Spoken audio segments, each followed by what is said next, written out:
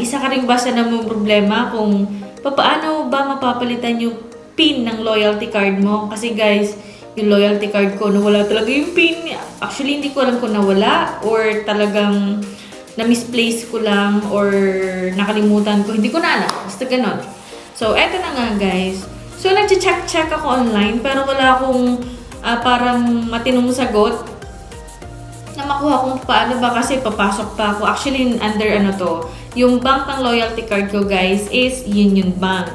So ngayon, muntik na akong pumunta ng Pag-ibig mismo para lang i-check. Pero sabi ko, try ko muna dito sa Union Bank. Since dito naman sa work ko, meron dun sa baba. So nagtanong ako sa guard.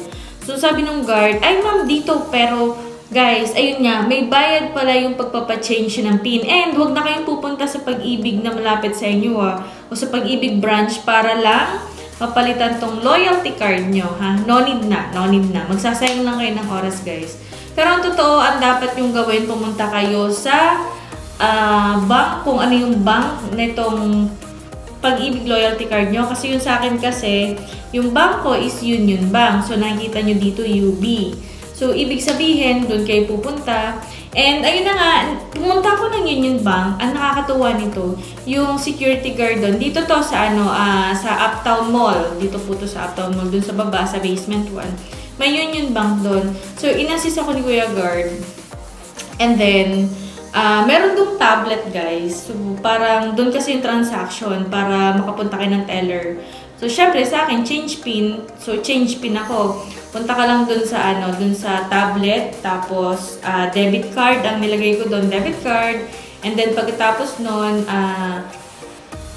punta naman kayo dun sa change PIN. And then after that, you have to wait, tapos tatawagin kayo nung teller. And you have to make sure na yung number, kailangan din dun i-register yung number mo. Yung cellphone number for verification kasi doon papasok yung inyong OTP. Then, tinawag ako ng teller. Pagkatapos nun, ayun, medyo mahaba yung process nila. Pero unlike daw before, parang 3 days pa ang hiintayin natin. Para 3 working days, guys.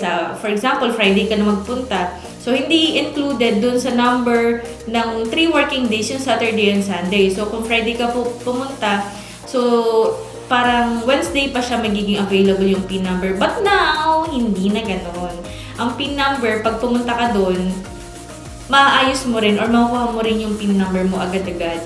So, pag pupunta ka doon, wait ka lang siguro mga 1 hour kasama ng waiting time or kasi ganun ako yung nag-inintay ko kanina So, nasa 1 hour kasi mahaba rin yung pila. But anyway guys, ayun lang. Ganun lang ang process. Pumunta lang po kayo sa kung saan tong Pag-ibig loyalty card nyo, kung anong bangko, doon lang kayo pupunta guys. Wala lang kayo ibang gagawin. Change PIN, yun na yun. Doon lang kayo sa bank. And guys, take note, may bayad po. It's 50 pesos.